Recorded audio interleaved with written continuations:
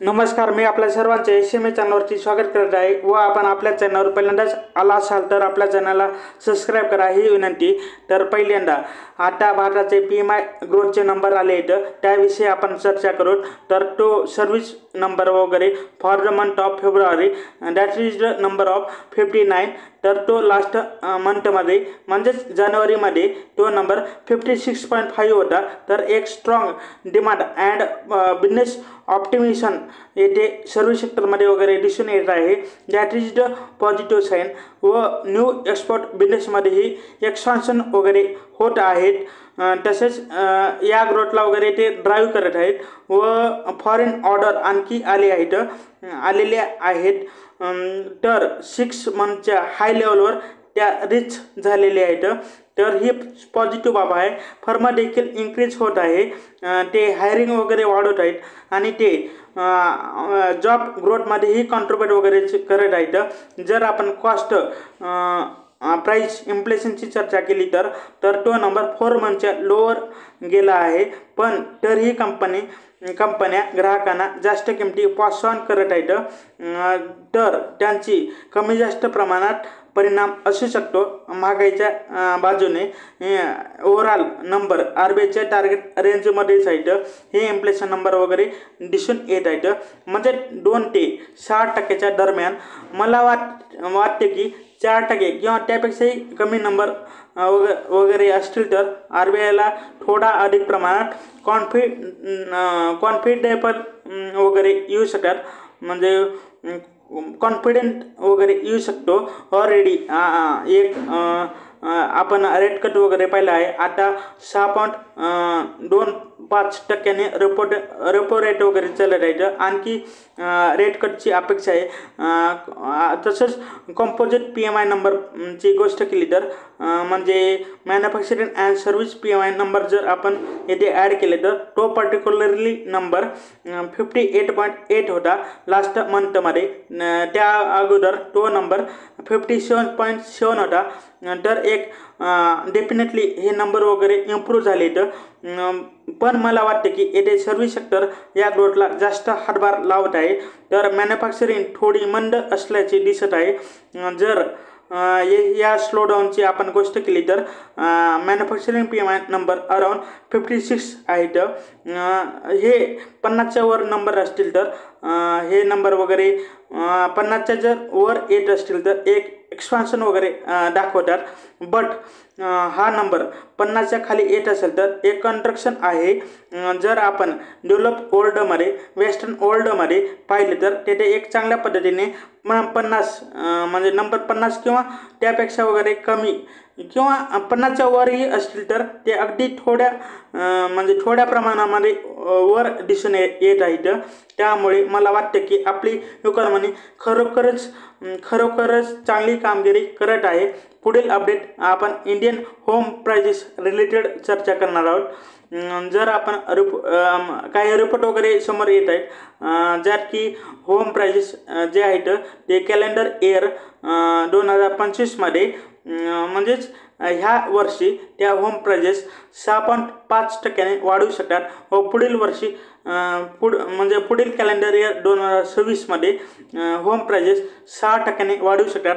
जर आपण लास्ट इयरची गोष्ट केली तर म्हणजे 2024 मधील होम प्राइजेस पाहिल्या तर तेव्हा त्या 4% होत्या, वाढल्या होत्या। त्या तुलनेत हा नंबर खूप चांगला दिसून येत आहे 2025 आणि 26 मधील।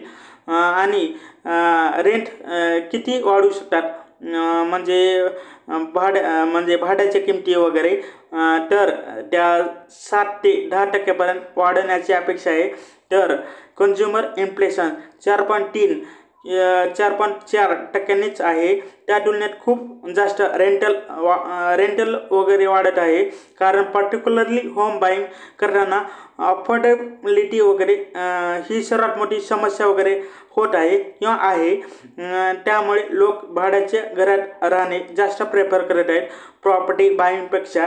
त्यामुळे रेंटल इन्फ्लेशन जास्त दिसून येत आहे कम्पेअर टू जे की होम प्राइजेस इन्फ्लेशन आहे त्या तुलनेमध्ये। हे सर्वात जास्त प्राइस वगैरे मुंबई आणि दिल्लीमध्ये वाढण्याची अपेक्षा आहे। 5.8 ते 8.5% वाढू शकतात. बेंगळुरू अँड चेन्नईमध्ये ही ग्रोथ 5 ते 7.3% असेल अशी अपेक्षा आहे. होम प्राइजेसमध्ये जर आपण अफोर्डेबल हाऊसिंगची चर्चा केली तर तिथे भरपूर काही समस्या दिसून येत आहेत. आपल्याला इकॉनॉमिक ग्रोथ वगैरे दिसत आहे, पण लोकांचे इन्कम वाढत नाही, म्हणजेच ग्रोथ म्हणजे ट्रान्सलेटिंग होत नाही हायर इन्कममध्ये. त्यामुळे याच कारणामुळे लोकांना तेथे अफोर्डेबिलिटी वगैरे दिसून येत नाही. फर्स्ट टाइम बायर जे स्पेसिफिकली एक डिफिकल्टी फेस करत आहेत आणि त्याचाच परिणाम वगैरे येथे दिसून येत आहे. लोक भाड्याने राहण्यास किंवा देण्यासाठी प्राधान्य देत आहेत. गव्हर्नमेंटकडून या परवडणाऱ्या घरांच्या पुरवठ्याला चालना देण्यासाठी काही हस्तक्षेप करणे आवश्यक आहे. त्यामुळे मला वाटतं की गव्हर्नमेंट या प्राइजेस कंट्रोल करण्यासाठी येथे काही उपाययोजना म्हणजे कराव्या लागतील त्यांना. ओव्हरऑल जर आपण अफोर्डेबल हाऊसिंग मधील डेफिसिटची गोष्ट करत असलो तर ते अफोर्डेबल हाऊसिंगमध्ये 10.1 मिलियन युनिटचे डेफिसिट वगैरे आहेत. म्हणजेच आत्ताही जवळपास 1 करोड लोक हे परवडणारे घर विकत घेऊ शकतात. म्हणजेच गव्हर्नमेंटच्या बाजूने ते म्हणजे अफोर्डेबल हाऊस घेण्यासाठी एलिजिबल असतील. आणि तसंच ज्या पद्धतीनं आता अफोर्डेबल हाऊसिंग प्रोजेक्ट वगैरे येत आहेत, पण तरी विकत घेण्याच्या स्थितीमध्ये वगैरे लोक नाहीत. त्यामुळे मला वाटतं की हे डेफिसिट नंबर खूप मोठा आहे. त्यामुळे गव्हर्नमेंटला येथे फोकस करावे लागणार आहे to control the home prices inflation. आणि तसंच आता इंडियन रेल्वेविषयी गोष्ट करून कंटेनर कार्गोची ग्रोथ जी आहे ती थोडीशी स्लो डाऊन होत आहे. यामागील प्रमुख कारणे काय आहेत? कारण मला वाटते की पोर्ट्स अँड रोड्स आहेत, म्हणजे चांगल्या पद्धतीने रोड्स वगैरे बनत आहेत, पोर्ट्सही चांगले बनत आहेत. तर त्यामुळे ही ओव्हरऑल ट्रान्समिशन म्हणजेच एकंदरीत एकूण वाहतूक देखील रेल्वेजमध्ये काहीशी मंद वगैरे होताना दिसून येत आहे. Overall number 4.1% year on year grow झाले आहेत. 8.6 million tons of container cargo FY25मध्ये आत्तापर्यंत इंडियन रेल्वेने हँडल केले आहेत. आणि तसेच एक्सपोर्ट आणि इम्पोर्ट कंटेनर व्हॅल्यूमची ग्रोथ वगैरे झाली आहे, जी खूप वीक आहे. 0 to 2% दरम्यान इयर ऑन इयर ग्रोथ आहे. या फेब्रुवारी 2025मध्ये cargo handle around 7.11 million tons झाले आहेत, जे की इयर ऑन इयर फ्लॅट आहेत. बट मंथ 12% लोअर आहेत. येथे रेल्वे व्हॅल्यूमची ग्रोथ कमी झाली आहे. तर यामागील सर्वात मोठे कारण हे आहे की पोर्टमध्ये खूप चांगली व्हॅल्यूम ग्रोथ दिसून आली आहे.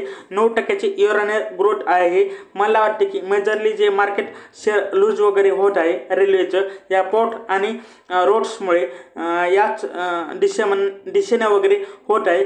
अडाणी पोर्टचे rail volume 6% year on year fail झालेले आहेत. लास्ट 18 महिन्यामध्ये पहिल्यांदाच एवढी मोठी घसरण आली होती येथे एकूण वगैरे बघितलं तर. तर पुढे म्हणतात आता IRFC भारतातील 3rd लार्जेस्ट गव्हर्नमेंट NBFC बनली आहे. त्याचे रेव्हेन्यू 26,600 करोड रुपये राहिले आहेत व market cap 2 lakh crore plus आहे. कंपनीकडे असेट अंडर मॅनेजमेंट 4,61,000 करोड रुपयेचे आहेत व त्यांची बॅलन्स शीट 2024मध्ये 4.81 लाख करोड रुपयेची वगैरे होती. ही कंपनी 2021मध्ये लिस्ट झाली. तेव्हापासून तिने अभूतपूर्व रिझल्ट वगैरे त्यांचे राहिले. कंपनीकडून थोडासा PSOचाही म्हणजे युफोरिया आनंद या ठिकाणी आउटफ्लो झालेला आहे. रेल्वे सेक्टरमध्ये कंपनी जास्त फोकस करत आहे. Power, mining, telecom, hospitality, metro project, port, railway connectivity, renewable energy यामध्ये कंपनी एक्सपान्शन वगैरे पाहत आहे.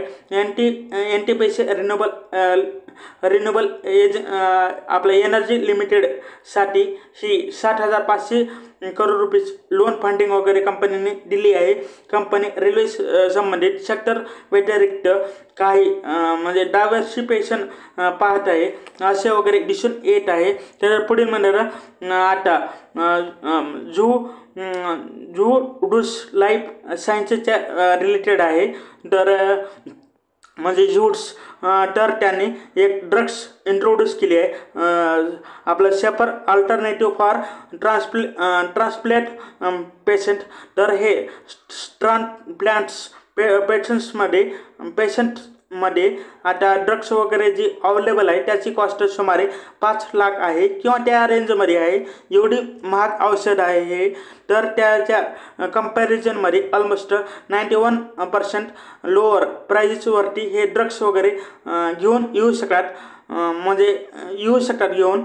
तर आणि त्यामुळे उपचार अधिकाधिक परवडणारे बनतील. हे खूप पॉझिटिव्ह न्यूज आहे. विशेषतः बोन मेरो अँड किडनी ट्रान्सप्लांट्समध्ये कमी दुष्परिणामसह ती पर्टिक्युलरली ड्रग्स वगैरे यूज केली जाणार आहे. आणि ANVIMO ही ड्रग्स याने वगैरे इंट्रोड्यूस केले. याला मार्केटमध्ये पॉझिटिव्ह म्हणजे रिस्पॉन्स वगैरे मिळत आहे आणि याचा फीडबॅक ही खूप सकारात्मक दिसत आहे. येथे दिसताना वगैरे दिसून येत आहे. तर शेवटी आपल्या व्हिडिओला लाईक आणि चॅनलला सबस्क्राईब करा. ही विनंती. हा व्हिडिओ पाहिल्याबद्दल धन्यवाद. थँक्यू.